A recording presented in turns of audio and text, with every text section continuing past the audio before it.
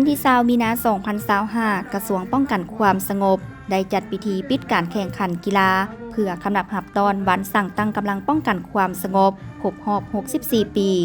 ภายหลังดำเนินการแข่งขันนับแต่วันที่ 18 มีนาคม 2025 เป็นต้นมา โดยการเข้าร่วมของพลโทคำกิ่ง ผุยลามณีวงศ์รองรัฐมนตรีกระทรวงป้องกันความสงบพลตรีสุวรรณี ศรีสุภาพมีไซ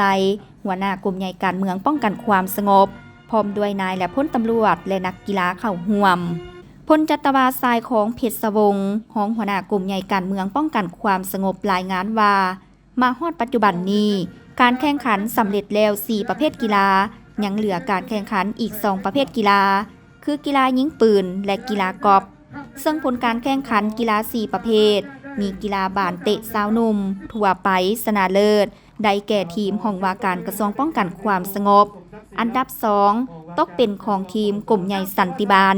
และอันดับที่ 3 ร่วมมีวิทยาคารป้องกันความสงบแห่งชาติและกลุ่ม 504 สำหรับการแข่งขันกีฬาบานเตะการนำมิตรภาพระหว่างทีมการนำของกระทรวงป้องกันความสงบพบกับทีมการนำกระทรวงพลังงานและบ่อแห่ผลการแข่งขันเสมอ 4-4 ประตูกีฬาบานทรงยิงซ้ายทั่วไปกีฬาบานทรงยิงชนะเลิศแมนกลุ่มตำรวจคุ้มขังดับสร้างอันดับที่2แมนกลุ่มใหญ่สันติบาลอันดับที่3ห่วมมีห้องว่าการกระทรวงป้องกันความสงบและวิทยาคารตำรวจประชาชนบานทรงซ้ายอันดับที่1แมนทีมของกลุ่มตำรวจคุ้มขังดับสร้างอันดับที่2ห้องว่าการกระทรวงป้องกันความสงบ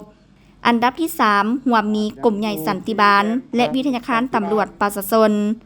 กีฬากระต้อทีมเดียวซ้ายทั่วไปชนะเลิศเป็นของทีมป้องกันความสงบนครหลวงเวียงจันทร์อันดับที่2แมนทีมกลุ่มใหญ่การเมืองป้องกันความสงบอันดับที่3ห่วมมีกลุ่มใหญ่สันติบาลและกองบัญชาการป้องกันที่ตั้ง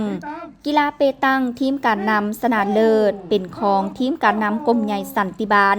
อันดับที่2ทีมการนำวิทยาคารสันติบาลประชาชนอันดับที่3แมนทีมการนำกลุ่มใหญ่พลาธิการป้องกันความสงบกีฬาเปตังทีมคู่ยิงทั่วไปอันดับที่1แมนทีมกลุ่มใหญ่การเมืองป้องกันความสงบอันดับที่2แมนวิทยาคารสันติบาลอันดับที่3แมนทีมกลุ่มใหญ่ตำรวจกีฬาเปตังทีมซ้ายทั่วไปอันดับที่1แมนทีมกลุ่มใหญ่พลาธิการป้องกันความสงบอันดับที่2แมนทีมกลุ่มตำรวจคุ้มขังดัดสร้างอันดับที่3แมนทีมวิทยาคารสันติบาลประชาชนโอกาสดังกล่าวพลโทคำกิ่ง ผุยลามณีวงศ์ก็ได้ให้เกียรติขึ้นมอบรางวัลให้ทีมชนะเลิศกีฬาประเภทต่างๆรางวัลที่2มอบโดยพลตรีสุวรรณี ศรีสุภาพมีไซหัวหน้ากลุ่มใหญ่การเมืองป้องกันความสงบและรางวัลที่3มอบโดยพลจัตวาทรายของเพชรวงศ์รองหัวหน้ากลุ่มใหญ่การเมืองป้องกันความสงบ